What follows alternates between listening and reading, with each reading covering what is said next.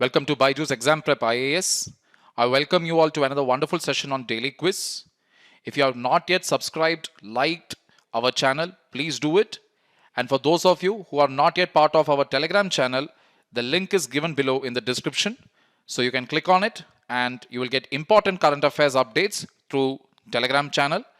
Now, let me take you to the very first question without any delay. Which among the following organizations releases the Hunger Hotspots Outlook? United Nations, Food and Agriculture Organization, United Nations Development Program, World Food Program.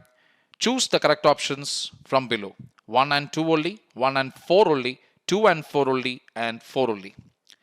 The correct answer is 2 and 4. Now you must understand here that this is straight away from current affairs, number 1. And when you get such type of questions, yes, sometimes you can hazard a guess, but at other times, it is better if you know the fact and then you mark your answer. Clear, people? Now, United Nations directly being involved in a report with regard to hunger, that is actually an extremely rare event. So, it is always better if you are aware about the important functions of those organizations which keep appearing in the news on a regular basis. So, the Food and Agriculture Organization, what is it about? It is a specialized agency of United Nations that leads international efforts to defeat hunger. So, got the point here. So, UN already has a specialized agency to defeat hunger. That is FAO. Then, World Food Program was founded by UN General Assembly and FAO.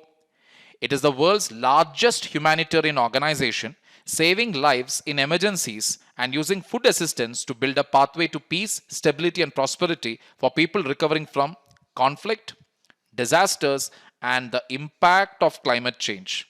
So got the picture here. So it's a humanitarian organization, especially to help people in regions of conflict, disasters and climate change. So the next question, which among the following countries are not the members of G20? Number 1, Malaysia. Number 2, Singapore. Number 3, Philippines. Number 4, Vietnam. Choose the correct option from below. 1 only, 2 and 3 only, 1, 2 and 4 only, all the above. Always one thing that you have to keep in mind is when you get question, first thing to see is the word not there in the question. So if not is there, what does that mean? You have to be careful when you choose your option. So we want the option which shows that these countries are not the members. We have to choose that option, correct? So if you see, Malaysia, Singapore, Philippines and Vietnam are not the members of G20. The correct answer is all the above. Let us try to understand that better. So ideally, the best thing to do or the best strategy to pull when you are studying about any organization is keep the map in perspective. Got it? Because if you look into it, see, take North America. You have Canada, United States, Mexico. From South America, you have only 2 countries, Brazil and Argentina. Similarly, if you go to Southeast Asia, with the exception of Indonesia, you don't find any other countries there. Getting the point? Similarly, if you go to Middle East, you'll only find Saudi Arabia there. So this is the way you need to prepare. And in Africa, if you go, you only find South Africa there. So the exceptions that are there, that is what you should target. So the third question now, with regards to the foreign direct investment in India, consider the following statements. FDI in India has seen a consistent rise in the past 10 years. The confidence in Indian economy has been driven by a weakening rupee. So consistent rise in the last 10 years, and because of a weakening rupee, people are having or foreign investors are having confidence in the Indian economy. Choose the correct option from below. 1 only, 2 only, both 1 and 2, neither 1 and 2. And the answer is option A. Yes, FDI has been increasing consistently in the last 10 years. The report noted that FDI in India has seen a consistent rise in the past decade. And what is the reason for it? The reason for such strong FDI investments: digitization, strong consumption trends, growing services sector, government's focus on infrastructure, manufacturing, government's efforts to reduce regulatory barriers. These are the reasons for increased FDI. Now, when rupee weakens, yes, it becomes cheaper to buy Indian goods. There is no surprise there. But what you have to understand here is rupee weakening can also signify high inflation, or can even mean high inflation is there in the economy. So that means it will actually drive out the investors. It will not bring investors in. Moving on, the common framework recently seen in news is associated with which one of the following multilateral organizations? Option A, World Bank. Option B, International Monetary Fund. Option C, United Nations. Option D, G20. And the answer is G20. So the common framework was a 2020 G20 initiative for debt sustainability. It was brought in especially in the backdrop of COVID-19. Common framework of debt treatments. And now the demand is that it should go beyond debt service suspension initiatives. That is, whatever initiative they made to clear the debt, that is not enough now. Beyond that, the framework has to improve so as to maintain the sustainability of various economies which are facing trouble right now. Question number 5. Which among the following are the parameters used to compute the global hunger index? Micronutrient deficiency, macronutrient deficiency, maternal mortality rate, infant mortality rate.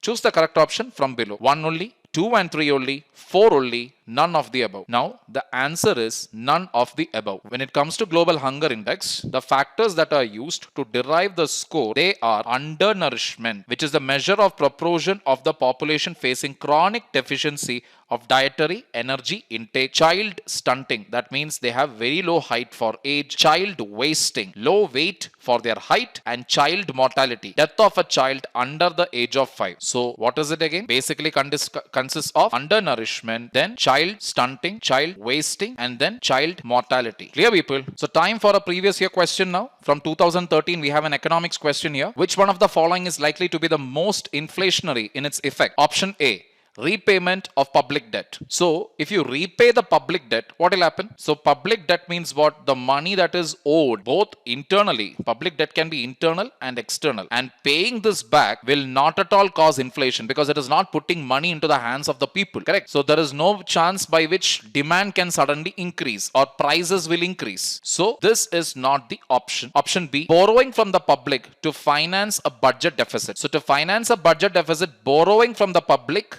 yes, it may lead to inflation. But our question is the most inflationary. That is the point here. Borrowing from banks to finance a budget deficit. So borrowing, both are the same action. But the only difference being, it is one is borrowing from the public, the other is borrowing from the bank. But bank also ultimately carries public money. It is not that bank is generating their own money. So B and C are what we call similarly worded or similar natured statements. So this makes it very easy to eliminate them. Now what is remaining? Creating new money to finance a budget deficit. Now creating new money to finance a budget deficit, you are literally printing currency. And when you print currency, what happens? It literally leads to inflation in the economy. Now this part is explained in your macroeconomics textbook. So find out that formula that is given there. Just find the formula as to why this happens. Alright? And read about high-powered money, how it leads to inflation, why printing currency or otherwise monetization of budget deficit is often used as a last resort by most of the countries.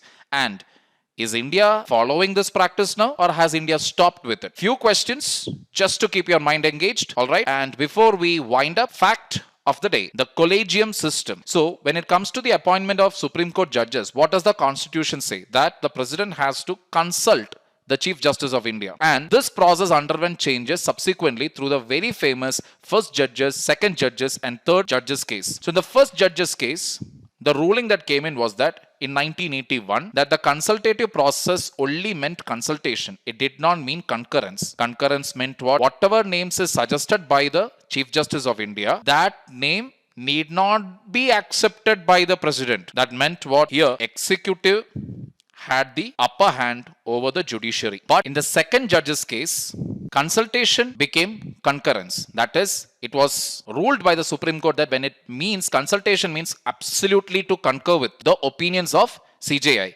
And CJI's opinion is not the individual opinion there, it is that of a collegium consisting of the Chief Justice of India and 2 other judges. The third judge's case expanded the collegium with the Chief Justice of India and 4 other judges. In 2015, the National Judicial Appointments Commission tried to bring in some sort of transparency into the whole system, but then it was struck down by the Supreme Court. On what grounds? Executive cannot interfere in matters of appointment of judges in the judiciary. Clear? And with that, we come to an end of our session. So please like, share and subscribe the channel because this will benefit you a lot. And the Telegram channel also, stay tuned with it so that you will get all important updates with current affairs.